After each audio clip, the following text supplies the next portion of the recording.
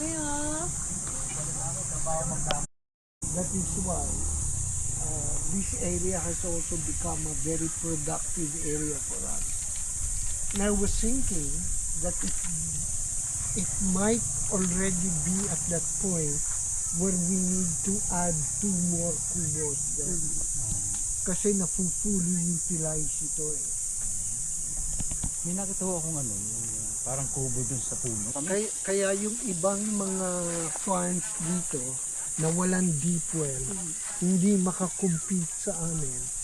Dahil kasi kami may deep well. Nag-invest ako in a deep Ilang well. tubo, sir, ang deep well mo?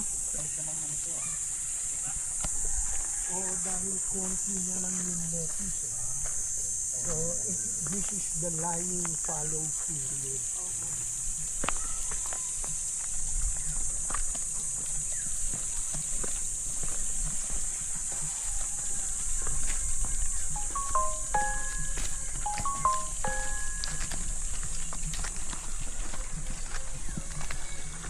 Palapit na sa 14 days, pwede nang i-transplant. Ganito na ang itsura niya.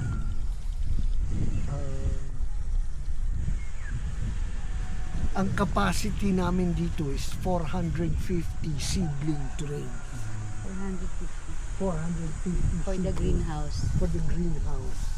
Every 14 days. Every 14 days. So if we're talking about a month, ang capacity nitong greenhouse is 9. Tapos sa inyo.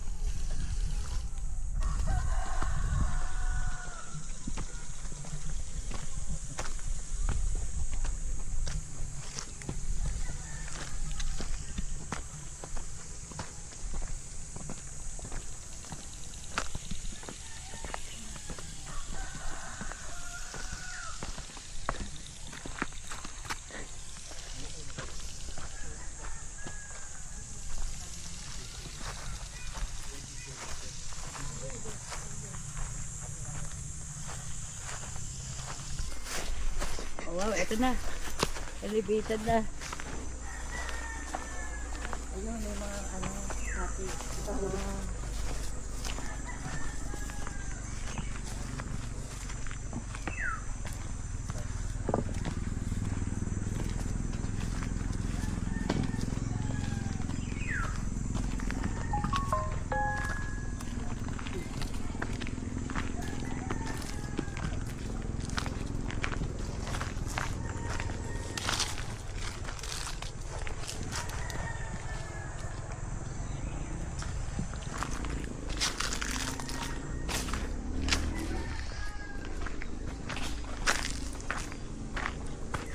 Malamig. Malamig dito.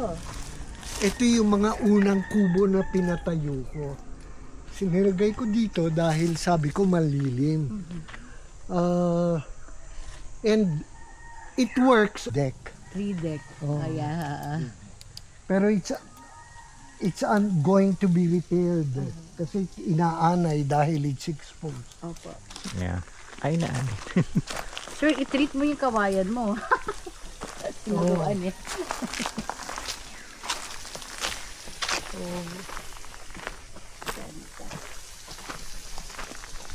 Hindi mo bagay dito ano na lang. Ano ba yun yung pinapatong lang? Ang tawag doon? Fabricated ano? Na. Oo, Ah, So, prefab. so part of our idea was, well, here meron kaming pineapples. Tapos nakikita nyo to pinapapakyaw lang namin yun. Bangkok. Bangkok. Malaki? Yung malalaki.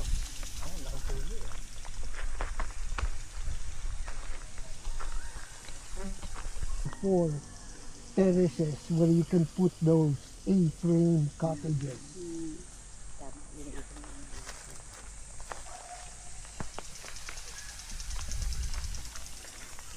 Pero kung sino man na magdi-develop na ito, kailangan mag-ingat siya. Kasi yung merkado eh hindi naman mayaman. So kailangan yung kanyang prices moderate. Pangmasa. Kaya yung mga structure niya kailangan moderate din. Yeah, tama. Hindi gasto ka na masyado.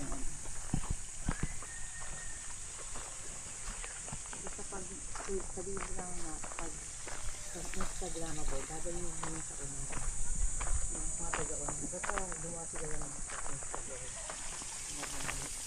Maganda sa picture. Pero sir, sa Flora magaling sa Facebook. Kaya na-promote yan. Ganun. Mga ba pupuntahan to, gagawin na to.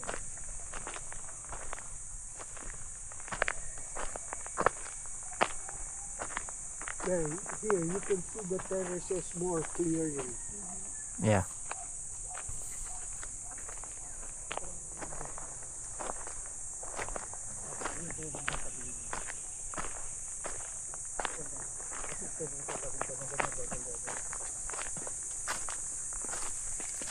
Mangga.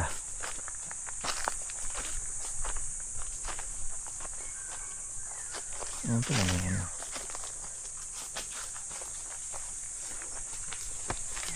Tubig.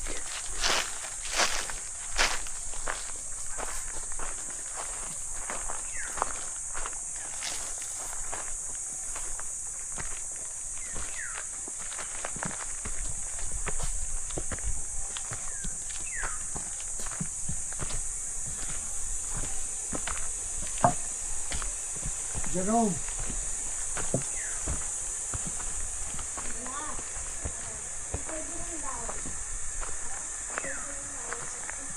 so ito yung likod ng property. Ito yung boundaries ko. Ito yung boundary.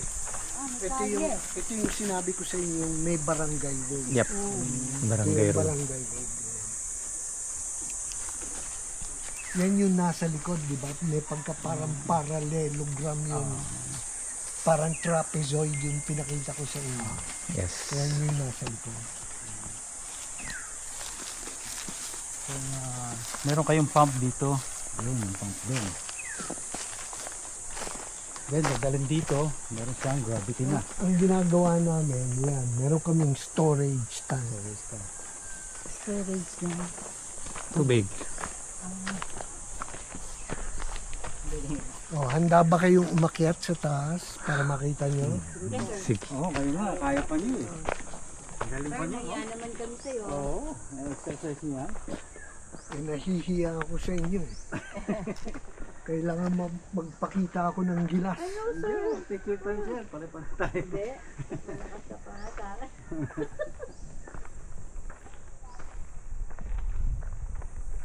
Yan.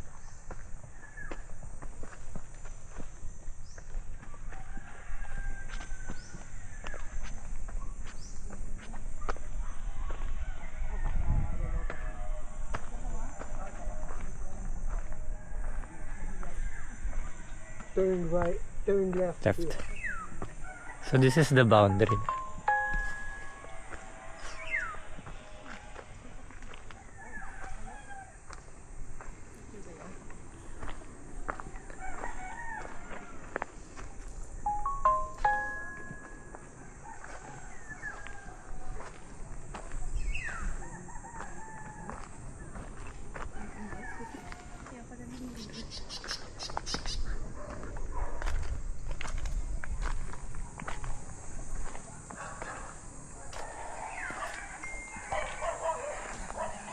That's, we can stay here para malilin.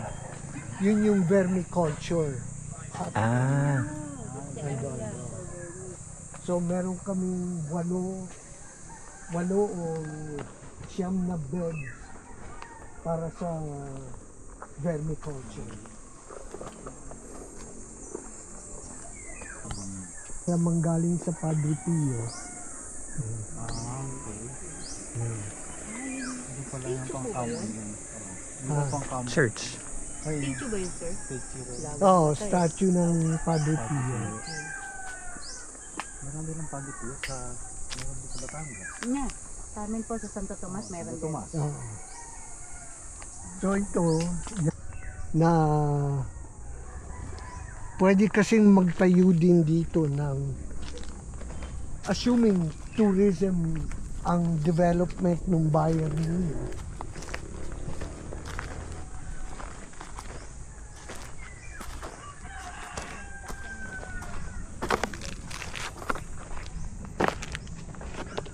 O pwede siya magtayo dito ng mga cottages.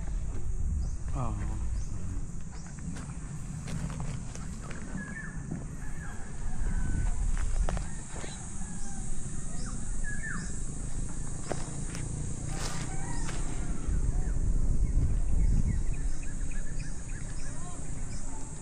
Oh, sige, Tignan natin, babalik ito tayo yung tayo. pinaka-top, sir, no? Oh, napaliwanag ko ba na yun ang vermiculture? Yes, sir. Oo. Yes.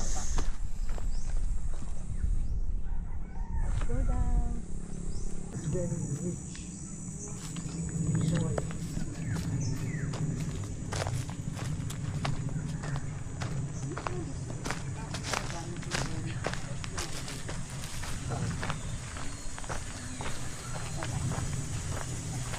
Hindi matanda. Depende sa work ng vermi, ng bulatan.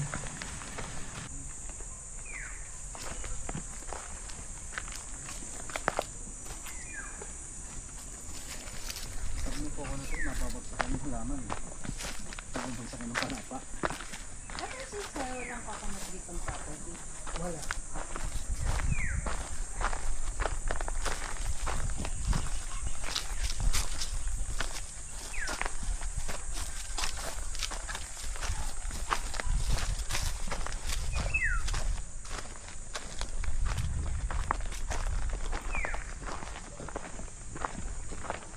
Saging.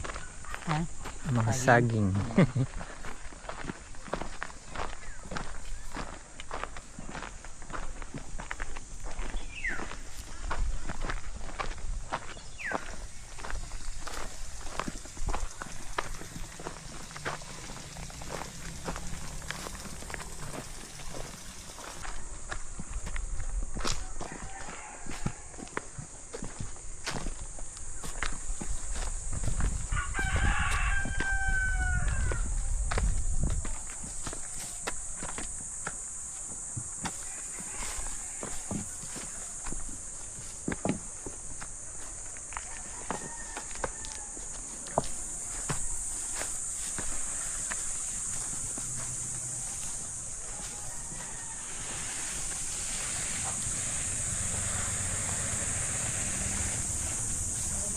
Physical activity. Naikot natin yung 1.5.